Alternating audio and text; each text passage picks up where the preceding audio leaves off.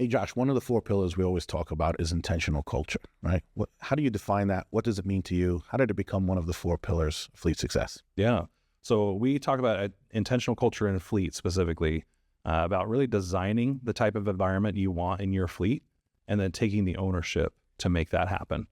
How did it get to be one of the four pillars was really about the lessons that we went through as a company and recognizing how important culture was for our own growth and our own development. And I was at a conference once, we were teaching about the 5 dysfunctions of a team, which is all about building a healthy organization and having an amazing team to work with. And I had a fleet manager from a local municipality here come up to me afterwards, and she says, Josh, you don't understand. Nobody takes the time to teach us about this stuff. And when you're facing things like technician shortages and people quitting to go down to the dealership or they can make $12 more an hour, culture is everything. Culture is what's going to keep those people happy. It's going to keep them engaged. It's going to keep them feeling connected to the purpose. I can't think of anything worse than wasting my time, my life, right? The only time I have, you only live once. I can't think of anything worse than wasting that one life I've been given on work that I don't enjoy. Right. And part of making sure that people enjoy work is having an intentional culture that they can rally around, that they enjoy being a part of, where they can accomplish something greater than themselves.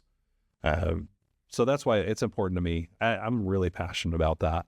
And I think for fleets, leadership, investment in leadership has been woefully underserved. Just as we heard from this fleet manager, and I've heard that several times as we present this material, and it's not our material. You know, like you can see them on the bookshelf. We talk about them all the time on the podcast. It's why we wrote the Fleet Success Playbook, was to take the lessons that we've learned from these amazing business leaders and authors and actually make them practically applicable to fleet. Right. So we take things like the advantage and 5 dysfunctions of a team, an ideal team player. We take things like Jim Collins and Good to Great. And we teach them to fleet managers so they can create the type of environment they want in their fleet and then take the ownership to make it happen. Right. And what's neat about this to me is, certainly software is not going to solve your culture problems if you have them, right? That's a people thing.